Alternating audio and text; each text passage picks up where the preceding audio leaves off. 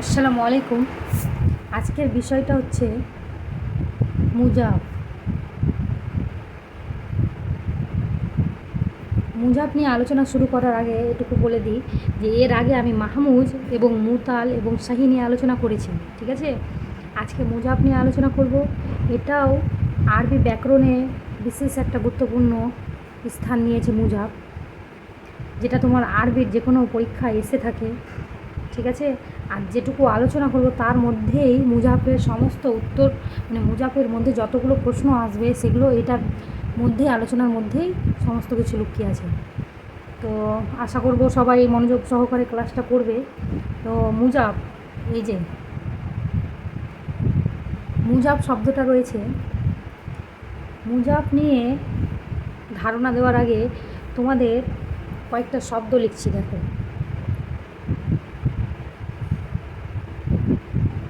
এই যে এখানে আমি লিখলাম মাদাদা, ঠিক আছে। এই মাদাদা, এখানে দুটো দাল পাচ্ছ তো, মিম দাল দা, তাই তো, দুটো দাল। তাহলে কি এই দুটো দালকে কি একসঙ্গে জোড়া লাগানো যায়? যেখানে দুটো দালই থাকবে কিন্তু একটা দালেরই রূপ থাকবে। দেখবে আমি করছি, এই যে দেখো, মাদাদাকে আমি এটা মাদ্দা করে দিলাম, দুটো দালই থাকলো, দেখো মাদ্দা, দুটো দাল উচ্চারণ করছি তো, মাদ্দা, বুঝতে পারছো? আমি কিন্তু দুটো দালই উচ্চারণ করছি, মাদ্দা, কিন্তু রূপটাকে দেখো, আমি এটাকে সুন্দর, মানে সৌন্দর্যটাকে বাড়িয়ে দিলাম। এখানে দুটো দাল ছিল, এখানে একটা দাল করেছি। আর এটা যেটা চিহ্ন রয়েছে, এই চিহ্নকে বলা হয় তাসদিদ, ঠিক আছে। এই চিহ্নটা হচ্ছে তাসদিদ। তাসদিদ কি তাহলে? তাসদিদ চিহ্নের মধ্যে তোমাদের দুটো বর্ণ লুকিয়ে থাকবে, দুটি কালেমা লুকিয়ে থাকে, ঠিক আছে। তাসদিদ। এবার দেখো, এই যে আমরা তাসদিদ পেলাম, এই তাসদিদ দেখো এখানেও আমি যুক্ত করে দিলাম, এবার দুটো দাল হয়ে গেল। এমনইভাবে যদি আমি এই যে তাসদিদ যুক্ত দুটো বা রয়েছে, হাব্বা, দেখো লম্বা টান হচ্ছে তো, দুটো বা উচ্চারণ আসছে, দেখো হাব্বা, মাদ্দা, দুটো দাল উচ্চারণ হচ্ছে, দুটো বা উচ্চারণ হচ্ছে তো, টান দিয়ে দেখো লম্বা টান হচ্ছে, হাব্বা, ঠিক আছে। এটাকে এবার আমরা যদি ভেঙে দেখি তাহলে কি হবে? হ্যাঁ বা বা, দুটো বা রয়েছে, দেখো। এবার আমরা আসল রূপ এটা লিখবো না, এটা তাসদিদ যুক্ত শব্দটাকে লিখব। বুঝাতে পেরেছি? এবার দেখবে মুজাব যে রয়েছে, মুজাবটা তাহলে কি? আমি এই শব্দটি লিখলাম, এই শব্দটি মুজাবের সঙ্গে ভীষণভাবে জড়িত রয়েছে। এই যে দেখো, এই শব্দগুলো থেকে আমি মুজাব ব্যাপারে তোমাদের বিশ্লেষণ করছি, দেখো সংজ্ঞাটা।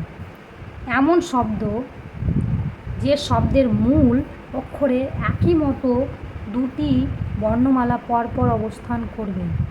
বুঝতে পেরেছ? এই যে শব্দগুলো দিলাম, মিল পাচ্ছ তো? যে শব্দের মূল অক্ষরে, মূল অক্ষর কি? এগুলোই তো, ফা কালেমা, আইন কালেমা, লাম কালেমা, তাই তো। ফা কালেমা কি, আইন কালেমা কি, লাম কালেমা কি, এগুলো সমস্ত কিন্তু আগের ক্লাসগুলোতে করানো আছে। সেগুলো করে নিলেই এই ক্লাসগুলো একদম সহজ হয়ে যাবে। তো দেখো, ফা কালেমা, আইন কালেমা এবং লাম কালেমাতে মূল অক্ষর এটি, ঠিক আছে। মূল অক্ষরে, যে শব্দের মূল অক্ষরে একই মতো দুটি বর্ণমালা পরপর অবস্থান করবে তখন তাকে মুজাব বলা হয়। এটাকে আমি সংজ্ঞা আকারে তোমাদেরকে লিখে দেখাচ্ছি। এই যে দেখো, এবার লক্ষ্য করবে, এখানে আমি সংজ্ঞা লিখলাম, যে শব্দের মূল অক্ষরে একই মতো দুটি বর্ণমালা পরপর অবস্থান করবে তখন তাকে মুজাব বলা হয়। মুজাবটা তাহলে কি পেলাম? যে শব্দটাতে তোমার পরপর দুটি বর্ণ একই মতো পাওয়া যায়, পরপর দুটি বর্ণ বলেছে কিন্তু, এই যে দেখো পরপর বর্ণমালা পরপর থাকবে একই মতো, বুঝতে পারছো? এবার আমি যদি তোমাকে দেখিয়ে দিই যে একটা মূল শব্দে, এটাকে ধরো আমি আলাদা করে দেখাচ্ছি, দাল, মিম, দাল, এই যে দেখো এই শব্দও কিন্তু দুটোই দাল আছে, কিন্তু এটা কি আমাদের মুজাব হবে? মুজাব হবে না। কেন? এই যে দেখো পর পর আমাদের একই মতো শব্দ মানে একই মতো বর্ণটা পর পর থাকতে হবে, এটা শর্ত দিয়েছে। যদি এরকম পাও যে মাঝখানে মানে আইন কালেমাতে নেই কিন্তু ফা কালেমা এবং লাম কালেমাতে তোমার একই বর্ণ রয়েছে, তো সেটা কিন্তু আমাদের মুজাব হিসাবে প্রযোজ্য হবে না, ঠিক আছে? আমাদের এটা হবে না। আমাদের মুজাফে এমন শব্দ থাকতে হবে দুটো যেটা পর পর থাকবে, পরপরই বর্ণটা একই মতো থাকবে। এরকম হিসাবে আমি কয়েকটা উদাহরণ দিতে পারি। এই যে দেখো, যেমন মিশাল দিচ্ছি,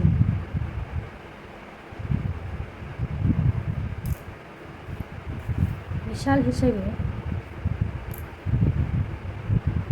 এখানে যেমন দুটো দিয়েছি সেটাও হবে, যেহেতু কী বলেছে যে শব্দের মূল অক্ষর তো এগুলোই, মূল অক্ষরে একই মতো দুটি বর্ণ পাওয়া যায়, তো এই যে একই মতো দুটি বর্ণ, তো এটাও আমাদের কিন্তু মুজাফেরই একটা উদাহরণ আসছে।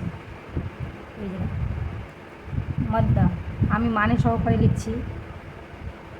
মাদ্দা মানে কি তাহলে? প্রসারিত করা। মাদ্দা মানে হচ্ছে প্রসারিত করা। এবং হাব্বা এই শব্দটাও কিন্তু আমাদের মুজাফের মধ্যেই পড়ছে, কারণ পরপর এই তাসদিদ চিহ্নর দ্বারাই আমরা বুঝতে পারছি এখানে দুটো বর্ণ রয়েছে একই মতো। আমরা ভেঙে দেখেছিলাম, এই যে ভেঙে বর্ণটাকে দেখেছিলাম, এখানে তোমার তাসদিদ দ্বারা যুক্ত করা রয়েছে টান দিয়ে। আরও একটা কথা বলে দিই যে আমরা যেমন বাংলায় দেখে থাকি দীর্ঘস্বর একদম দীর্ঘভাবে মানে একদম টান দিয়ে তোমাদের মানে উচ্চারণ করতে হয়, দীর্ঘস্বর বাংলায় থাকে না, তেমনভাবে ইংরেজিতে কী থাকে লং ভাওয়েল, তাই তো একদম টান দিয়ে তোমাকে মানে লম্বা টান দিতে হয়। সেইভাবে আরবিতে এটা তাসদিদ দ্বারা তোমার লম্বা টান দিতে হয়, যেন মনে হয় যে দুটো রয়েছে, মনে হয় না দুটোই আছে, দুটো মানে উচ্চারণের দ্বারা বোঝা যাবে যে দুটো আছে একই মতো পরপর। এই তাসদিদ যেটা চিহ্ন রয়েছে তাসদিদ চিহ্ন দ্বারা আমরা বুঝতে পারবো পরপর একই বর্ণ দুটো রয়েছে, ঠিক আছে? হাব্বা মানে কি তাহলে? ভালোবাসা, ঠিক আছে? ভালোবাসা, ঠিক আছে? এবার আমাদের মাদ্দা হলো, হাব্বা হলো, আর কি দিতে পারি? আদ্দা, আইন দাল দল, ঠিক আছে? ভেঙে দিলে ওরকম হবে, কিন্তু তাসদিদ দ্বারা আমরা দুটো দালকে যুক্ত করে দিয়েছি একই সঙ্গে, রূপটা একদম সৌন্দর্যপূর্ণ করে দিয়েছি। আদ্দা, আদ্দা মানে কি তাহলে? গণনা করা, গণনা করা। এই যে গণনা করা মানে কি? কাউন্ট করা। তো তো তোমরা যে বচন মানে এর আগে আমি ক্লাসে করিয়েছি আদাদ, আদাদ ব্যাপারে করিয়েছি না? এই যে আদাদ, আদাদ মানে কি? বচন। এই যে দেখো আদাত মানে কি? বচন, মানে এক বচন দ্বিবচন বহু বচন থাকে যেটা বাংলায়, সেটা আরবিতে কী হয়ে যায়? ওয়াহেদ তাসনিয়া জামা, তাই তো? এই যে দেখো সেখানে তো সংখ্যাবাচকই কিছু বোঝায়, তো সেই আদাতটা থেকেই কিন্তু আদ্দা হয়েছে, গণনা করা, বুঝতে পারছো? আদ্দা মানে গণনা করা। এবার আর কি দিতে পারি? রদ্দা, দুটো দাল রয়েছে দেখো, তাসদিদ দ্বারা আমরা বুঝতে পারছি দুটো দাল রয়েছে, একদম লম্বা টান হবে, রদ্দা, দুটো টান মানে লম্বা টান হচ্ছে রদ্দা, ঠিক আছে? তাহলে রদ্দা মানে কী হবে? ফিরিয়ে দেওয়া। রদ্দা মানে ফিরিয়ে দেওয়া, ঠিক আছে? আর কী হতে পারে? এরকম শব্দ অনেক পাবে যেটার মূল অক্ষরে তোমার তাসদিদ দ্বারা দুটো বর্ণ করা রয়েছে, ঠিক আছে? সাদ্দা, সাদ্দা মানে কী তাহলে? সাদ্দা মানে আমরা বলতে পারি হ্যাঁ কঠিন, শক্ত, শক্ত কোনো জিনিস কঠিন, ঠিক আছে? সাদ্দা মানে কঠিন, শক্ত, এই সমস্ত। তাহলে আমরা 5টা উদাহরণ দিলাম, ঠিক আছে? এখানে 5টা উদাহরণ যে দিলাম এটি কিন্তু মূল অক্ষরে দুটো করে পরপর বর্ণ রয়েছে একই মতো, ঠিক আছে? এবার আমরা মুজাব ব্যাপারে ধারণা পেলাম, এবার মুজাবের প্রকারভেদ নিয়ে আমরা কিছু আলোচনা করব। মুজাফের প্রকারভেদ যদি আমরা করতে যাই তাহলে কি হবে? এখানে আমরা জায়গাটাকে ভাগ করে দিচ্ছি বোঝার জন্য, ঠিক আছে?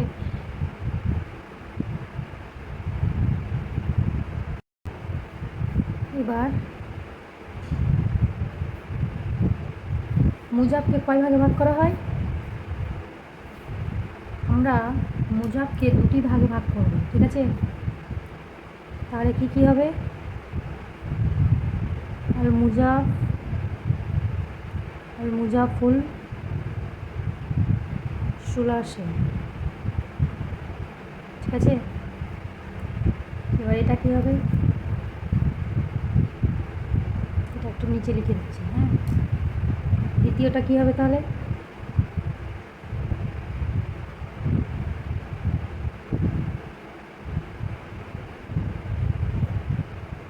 এটা আইন ফা আছে, ঠিক আছে?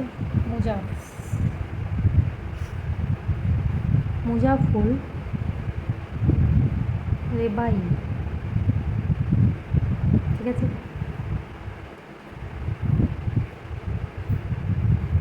এবার দেখবে এখানে যে মুজাফুল সুলাসে দিলাম প্রথম প্রকারটা, মুজাফ মানে আমরা কি দেখলাম? একটা জিনিস আর ছুটেছে যে মুজাফ মানে যদি আমরা মানে সাধারণ অর্থে মুজাফের যদি কোনো অর্থ বের করতে যাই তাহলে কি হবে? তাসদিদ যুক্ত বর্ণ, ঠিক আছে? সাধারণ অর্থ যদি আমরা মনে রাখার জন্য একটা অর্থ দিই মুজাফের মানে কি, মুজাফ মানে কি? তাসদিদ যুক্ত বর্ণ অথবা একই মতো দুটি বর্ণমালা, ঠিক আছে? এরকম অর্থ হতে পারে। এই যে দেখো মুজাফ মানে তাহলে আমরা তাসদিদ যুক্ত বর্ণ পাবো। এবার সুলাসে মানে কি? তাহলে 3 সংখ্যা বিশিষ্ট। আমরা আদাতে আমরা এগুলো সংখ্যাবাচক নিয়ে আলোচনা করেছি, সেগুলো দেখে নিবে।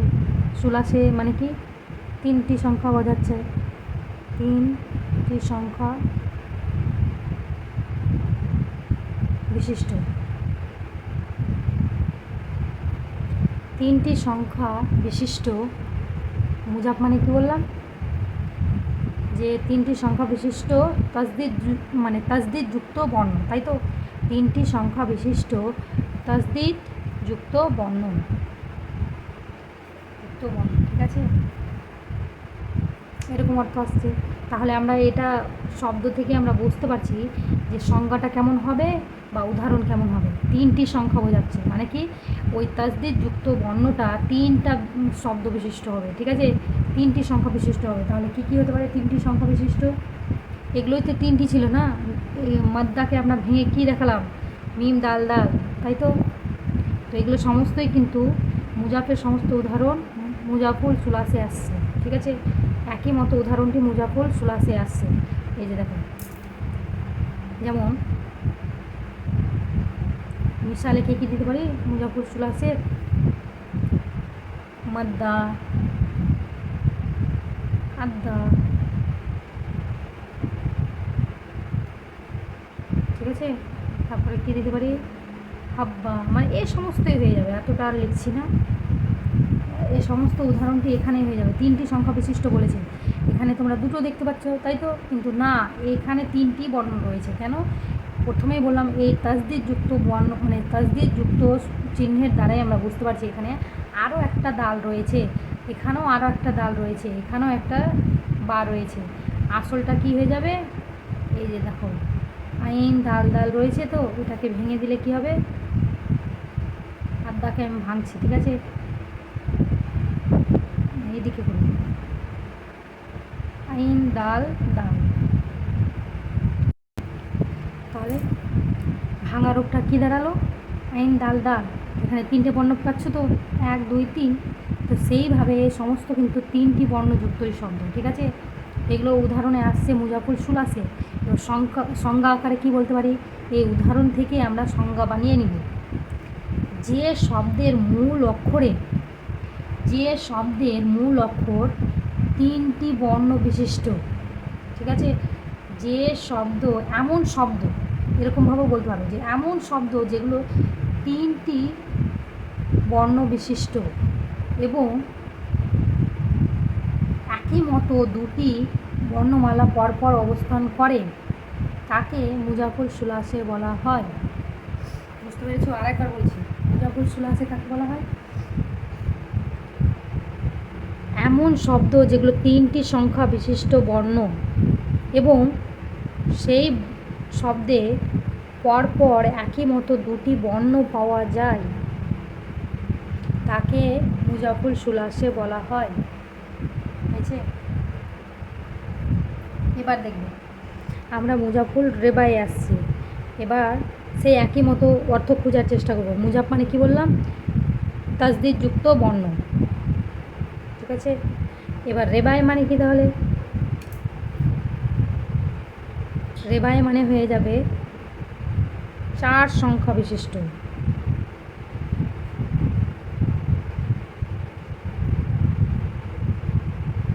চারটি সংখ্যা বিশিষ্ট। ঠিক আছে? তাহলে কি দাঁড়াচ্ছে? মুজাফে এমন শব্দ থাকবে যেগুলো কিন্তু 4টি সংখ্যা বিশিষ্ট। এতক্ষণ আমরা দেখছিলাম 3টি সংখ্যা বিশিষ্ট, কিন্তু এখানে মুজাফুল রেবায়ে আমরা দেখব 4টি সংখ্যা বিশিষ্ট। তাহলে 4টি সংখ্যা বিশিষ্ট বর্ণ কী কী হতে পারে? আমরা প্রথমে মিশাল দেব, তারপরে আমরা সংজ্ঞাটা দেব। মিশাল দিলেই আমরা সংজ্ঞাটা খুঁজে পেয়ে যাব। আমরা সংজ্ঞা নিজে থেকে সাজাবো। আমরা বইয়ের ভাষা প্রয়োগ করব না। বইয়ের ভাষা আমরা মুখস্থ করি বা পড়ে মুখস্থ করি, বা আমরা সেটাকে একদম যাই মানে দেখি না কেন, সেটা আমাদের মাথায় ঢুকবে না। কিন্তু সেটাকে আমরা যদি বোঝার চেষ্টা করি, বুঝে উদাহরণ বের করে তারপরে যদি আমরা নিজে থেকে সৃষ্টি করি, সেই সংজ্ঞাটাকে যদি বার করার চেষ্টা করি, সেটা সবসময় আমাদের মাথায় গুছিয়ে থাকবে। তার জন্য আমরা প্রথমে মিশাল দিচ্ছি, সেই মিশালটা থেকেই আমরা সংজ্ঞাটাকে নিজে থেকেই সাজিয়ে নিব। ঠিক আছে? এবার দেখো মিশালে কি কি হবে? রেবায় বলেছে মানে 4টি সংখ্যা বিশিষ্ট। জলজলা, শুনেছো? জলজলা 4টি সংখ্যা পেয়েছি তো। এবার এখানে দেখো প্রথম মানে এই যে জলজলা জ হবে,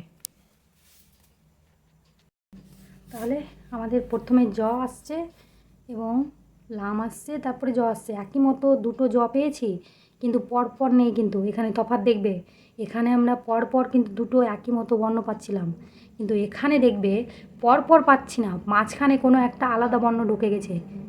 বুঝতে পারছো তো? প্রথমে একটা রয়েছে এবং দ্বিতীয়তে অন্য, তারপরে তৃতীয়তে তোমার একই মতো বর্ণ দিয়েছে। এটুকু তফাৎ। আর একটা কী দিতে পারি?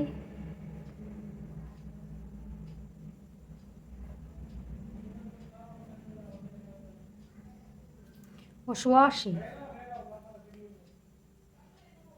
এবার এখানেও দেখো 4টি বর্ণ রয়েছে, কিন্তু প্রথম এবং তৃতীয় বর্ণটা একই মতো, মাঝখানে একটা অন্য কিছু ঢুকে গেছে বর্ণ।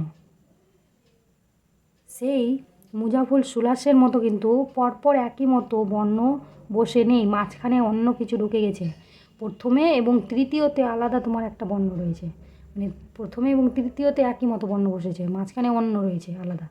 ঠিক আছে? এটুকু তফাৎ রয়েছে এই মুজাফুল রেবায়ে এবং মুজাফুল সুলাসের মধ্যে।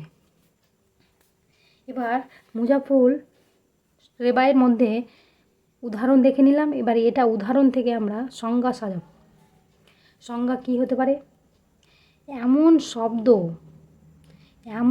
শব্দ মানে এমন 4 সংখ্যা বিশিষ্ট শব্দ, এমন 4 সংখ্যা বিশিষ্ট শব্দ যে শব্দের মধ্যে প্রথম এবং তৃতীয় বর্ণটি একই মতো থাকবে তাকে মুজাফুল রেবায়ে বলা হয়। এমন 4 সংখ্যা বিশিষ্ট শব্দ যার মধ্যে প্রথম এবং তৃতীয় বর্ণটি তোমার একই মতো বর্ণ পাওয়া যায় তাকে মুজাফুল রেবায়ে বলা হয়। আর মুজাফুল সুলাসিতে কী বললাম? এমন 3 সংখ্যা বিশিষ্ট শব্দ যার পরপর একই মতো দুটি বর্ণ পাওয়া যায়, সেটা হয়ে যাবে আমাদের মুজাফুল সুলাসে। বুঝতে পেরেছ? এই মুজাফের আলোচনায় এটুকুই রাখলাম।